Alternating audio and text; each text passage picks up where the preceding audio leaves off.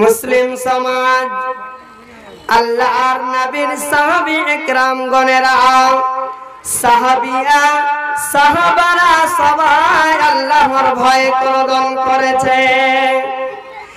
আল্লাহ রাব্বুল আলামিন বলেন মুমিনেরা কাঁদতে কাঁদতে কাঁদতে কাঁদতে তারা লুটিয়ে পড়ে। কাদের কথা বলেছেন? মুমিনদের কথা বলেছেন আল্লাহ রাব্বুল আলামিন।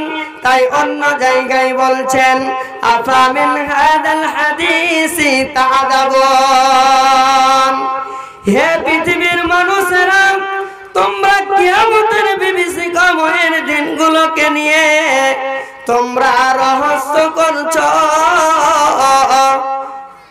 ওয়ালা তাবকুনা ওয়া তাজহাকুনা ওয়ালা তাবকুন, এবং আল্লাহ রাব্বুল আলামিন বলছেন তোমরা কিয়ামত বলে তোমরা রহস্য করছো, ঠাট্টা করছো, অথচ তোমরা কাঁদছো না।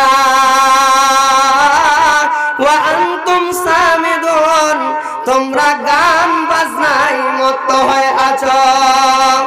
অতএব হে পৃথিবীর মানুষেরা, আমার বান্দা বান্দিরা, তোমরা আমাকে ভয় করো, তোমরা গান বাজনায় পৃথিবীর লোভ লালসায় পড়ে আমার ইবাদত করতে ভুলে যেও না। ওয়া আনতুম সামিদুন ফাসজুদু লিল্লাহি ওয়া আবুদু, এবং তোমরা সাজদায় লুটিয়ে পড়ো এবং তোমরা আমার আমল নামায় আমার ইবাদতে মগ্ন থাকো। কে বললেন? আল্লাহ রাব্বুল আলামিন বললেন।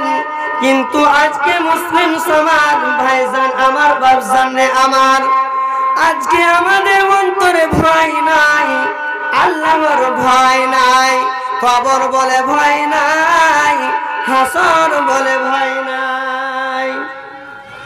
এরকম না হলে বক্তব্য ধরো।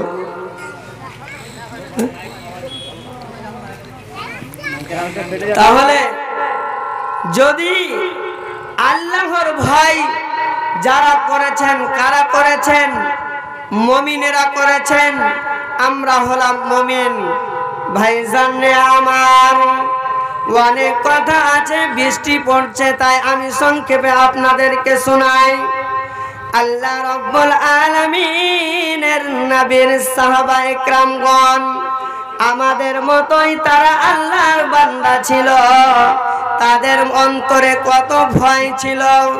আজকে আমরা আমার ভাইকে, আমার বাপকে, বন্ধু বান্ধবকে, আত্মীয় স্বজনকে মাটি দিতে গেলে আমরা মাটি দিয়ে চলে আসি। বন্ধুরে আমার বোনকে মাটি দিতে যাব গড়ে রাখতে, কিন্তু তার আগেই আমরা সবাই আগেই কবরের কাছে ঝাঁপিয়ে পড়ি।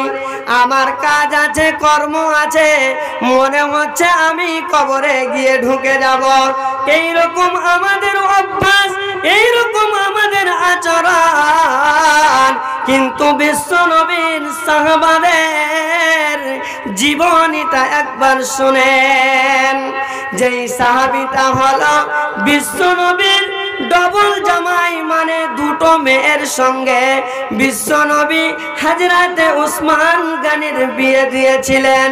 এবং উসমান গনির কথা বিশ্ব নবী বলেছিলেন 10 জন সাহাবার কথা, যে 10 জন সাহাবী জান্নাতি, এক এক করে নামগুলো বলে দিয়েছিলেন। বন্ধুরে আমার, অথচ হযরতে উসমান গনি যখন কবরের পাশে যেতেন, যখন কবরের কাছে যেতেন, এত কাঁদতেন, এত কাঁদতেন, এত কাঁদতেন যে তার সমস্ত দাড়ি কাপড়গুলো ভিজে যেত।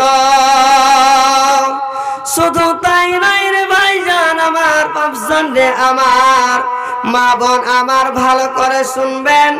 আল্লাহর নবীর সাহাবীকে জিজ্ঞাসা করা হলো, আমিরুল মুমিনিন, আপনি তো আল্লাহর নবীর সাহাবী, আপনাকে জান্নাতে যাওয়ার সার্টিফিকেট দিয়েছেন বিশ্ব নবী, অথচ আপনি আপনার সামনে যখন ফুলসেরাতের কথা বলা হয়, আখিরাতের কথা বলা হয়, মিজানের কথা বলা হয়, তুমি তত না কান্না করো, কিন্তু কবরের কথা শুনলে, কবরের পাশে গেলে কেন আপনি এত করদন করেন? এ ভাই বসেন না জি, বসো বসো। পানি পড়ছে, খুব ভালো লাগছে নাকি? কেন একটু যদি মাথায় পানি পড়ে তো তোমার ক্ষতি হবে। বসো বসো।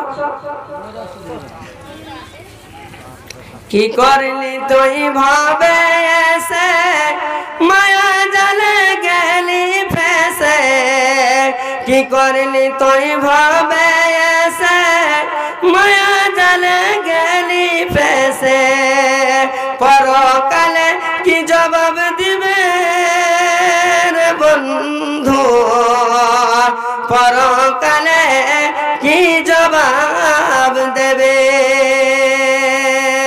কোরআন হাদিসের কথা শুনে তোমার মনে হয় না ভাই, পরপারে কি জবাব দিবে রে ভাই, পরপারে কি জবাব দেবে? মুসলিম সমাজ, আমি আপনাদেরকে বলছিলাম যে আল্লাহর নবীর সাহাবী করদন করেছেন।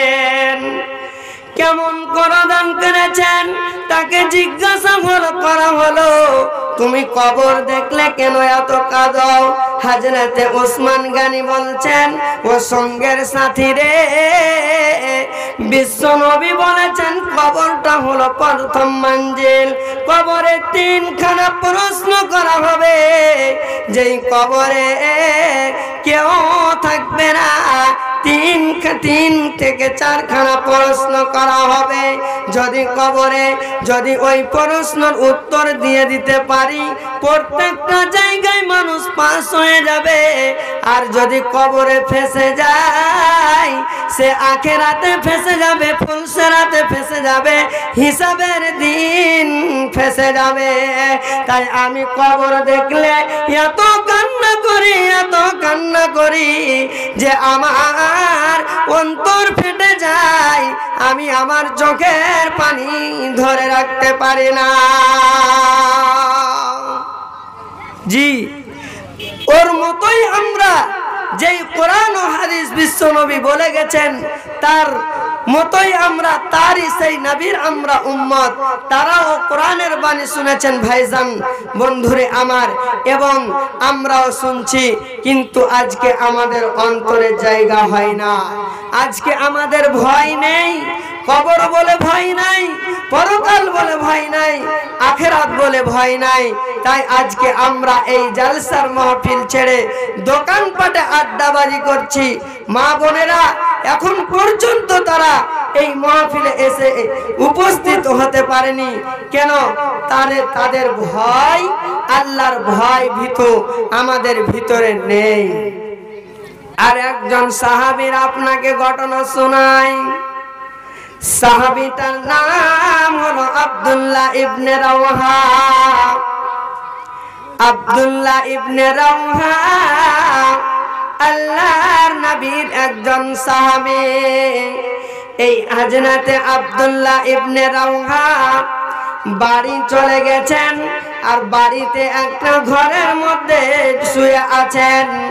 বন্ধুরে আমার, যেই বাড়িটা আব্দুল্লাহ ইবনে রাওহার, সেই বাড়িতে মা নাই, আব্বা নাই, ছেলে নাই, মেয়ে নাই, কেউ নাই। হযরতে আব্দুল্লাহ ইবনে রাওহা তার স্ত্রীর জাঙের উপরে মাথাটা দিয়েছে, এবং তার স্ত্রী হযরতে আব্দুল্লাহ ইবনে রাওহার চুলগুলো লাড়ছে। করে না?